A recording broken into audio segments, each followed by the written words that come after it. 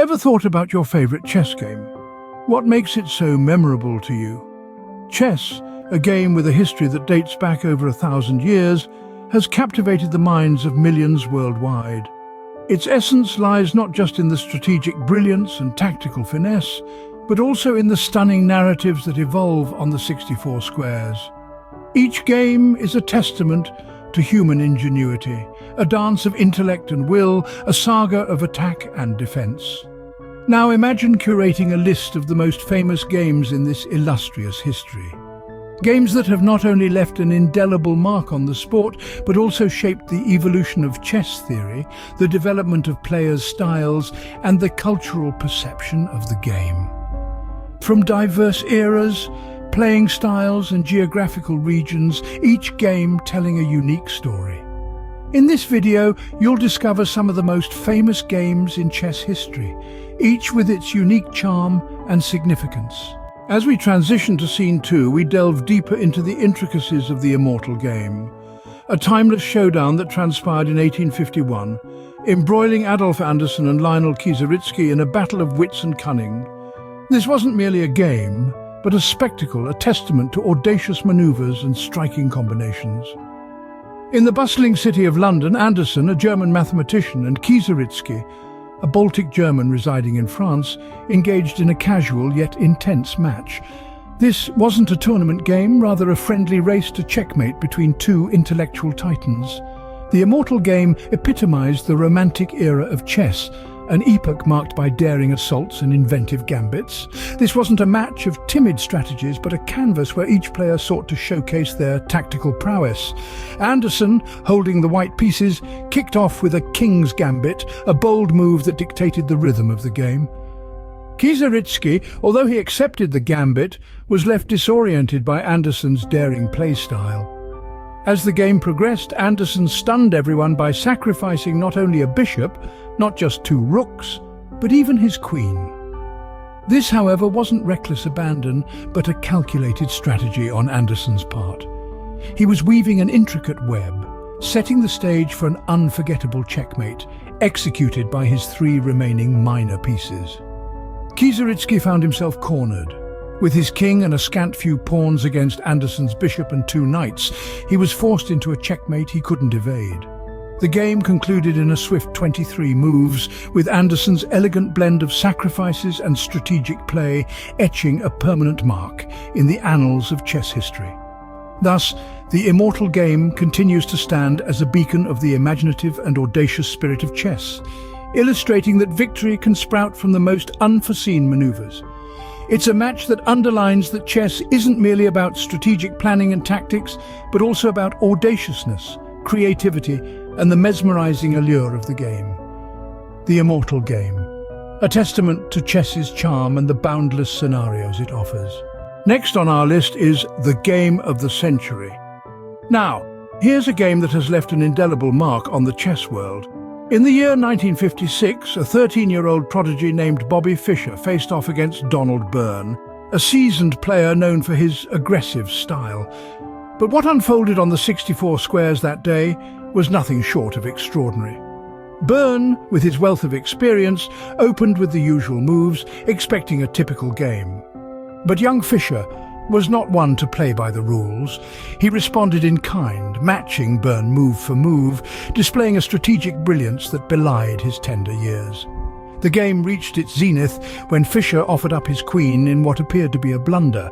But oh no, this was no blunder. This was a carefully calculated sacrifice, a dazzling strategic maneuver that left spectators and Byrne himself dumbfounded. Fischer's queen sacrifice led to an unstoppable checkmate sequence that left Byrne with no choice but to tip his king in defeat. What makes this game so iconic is not just Fischer's audacious queen sacrifice, but the stunning combination of moves that followed, executed with the precision of a master craftsman.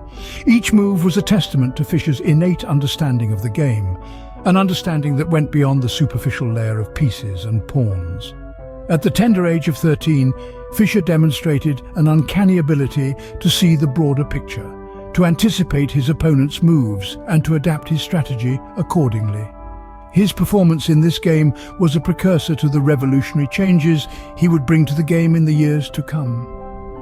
The game of the century was not just a game, it was a statement. A statement that a young boy from Brooklyn could stand toe-to-toe with the best in the world and come out on top. This game was a harbinger of the greatness that was to come, a game that set the stage for Bobby Fischer's rise to chess stardom. Now, we move on to a game that pitted man against machine, Kasparov versus Deep Blue. In the late 20th century, a new kind of challenger emerged on the chess scene. Not from Russia or the United States or any other country known for producing chess prodigies, but from the labs of IBM. This challenger was Deep Blue, a supercomputer designed with one purpose in mind: to conquer the world of chess. The year was 1997, and Garry Kasparov, the reigning world chess champion, was set to face this silicon beast in a 6-game match. Kasparov the human was a towering figure in the chess world, having held the world title for over a decade. Deep Blue, the machine, was the most advanced chess computer of its time, capable of evaluating 200 million positions per second. The contest was more than just a chess match. It was a test of human intellect against artificial intelligence. Could a machine, programmed by humans, outsmart the best human mind in chess? The world watched in anticipation. Each move was scrutinized, each strategy analyzed. Kasparov's human intuition and creativity were pitted against Deep Blue's brute force computational power. The match was a roller coaster ride, with Kasparov taking the first game, Deep Blue the second, followed by 3 draws. Then came the 6th game. Deep Blue, with its cold, unerring precision, played a game of stunning tactical clarity. Kasparov, the human, faltered, and the machine emerged victorious. It was a watershed moment, the first time a reigning world chess champion had been defeated by a computer in a match under standard chess tournament time controls. The Kasparov versus Deep Blue match was a seminal event in the history of chess. It not only showcased the power of artificial intelligence, but also redefined the boundaries of the game. It made us question what it means to be intelligent, to be human. It made us ponder over the potential and the pitfalls of the machines we create. A game that marked a turning point in the relationship between artificial intelligence and chess. Let's take a step back in time to 1858 and explore the opera game. In the hallowed halls of the Italian Opera in Paris, a game of chess was conducted that would echo through the ages. The players were none other than the American chess prodigy, Paul Morphy, and his noble opponents, Duke Karl and Count Isouard. This game, played as a casual diversion during an opera performance, would come to be known as the opera game, and it stands as a shining example of the elegance and sophistication of chess. Morphy's play in this game is celebrated for his brilliant tactical acumen, strategic foresight, and an uncanny ability to seize the initiative. His opponents, although skilled in their own right, were no match for Morphy's genius. He utilized a double bishop sacrifice, a daring move that left his king exposed, but ultimately paved the way for a swift and decisive victory. Yet the opera game was so much more than just a display of Morphy's tactical brilliance. It was a statement, a declaration that chess was not just a pastime for the nobility, but a game of intellectual prowess, strategic depth, and artistic beauty. Morphy's victory against his aristocratic opponents symbolized the democratization of chess, a game that could be mastered by anyone with the intellect and perseverance, irrespective of their social standing.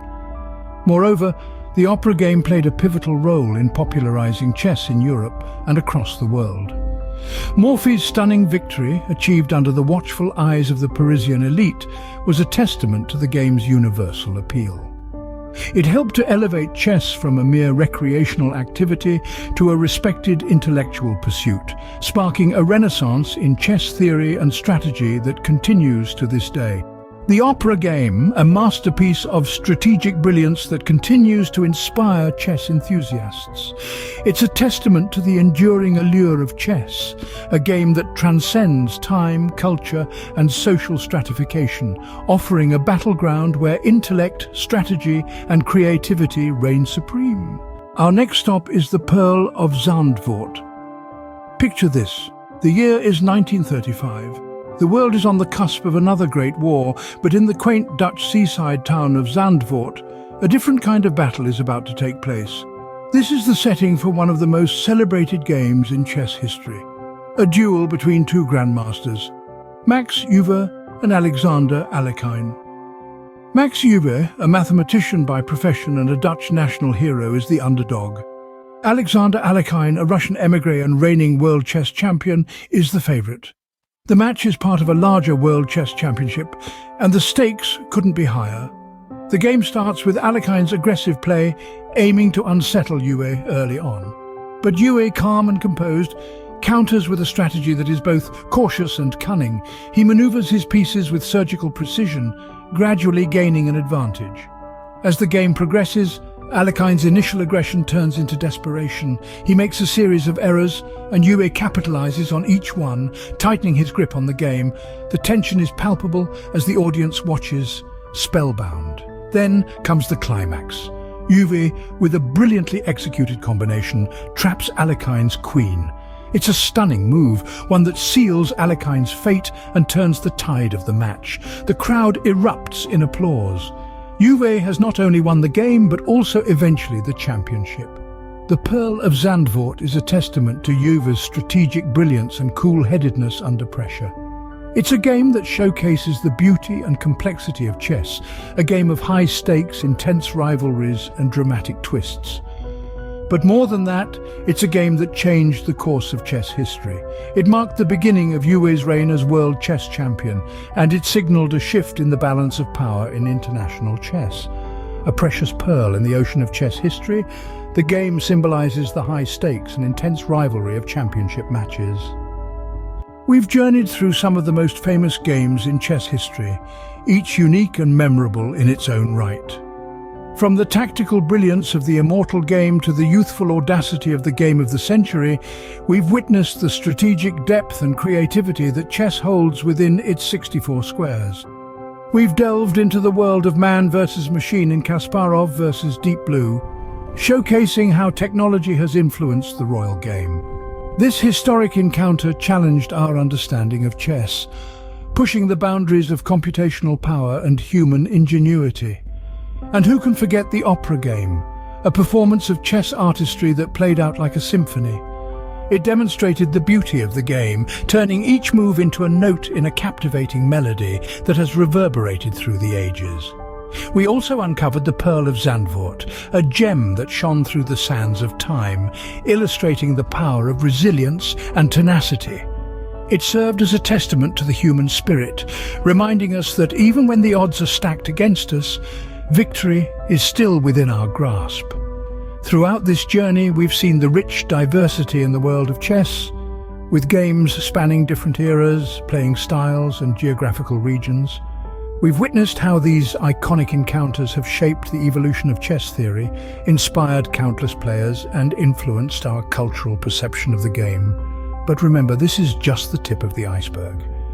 The history of chess is filled with countless other fascinating games that we didn't have time to explore today.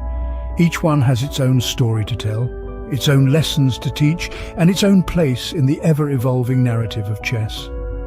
Remember, every chess game has the potential to make history. Who knows, maybe your favorite game will be the next to join this illustrious list.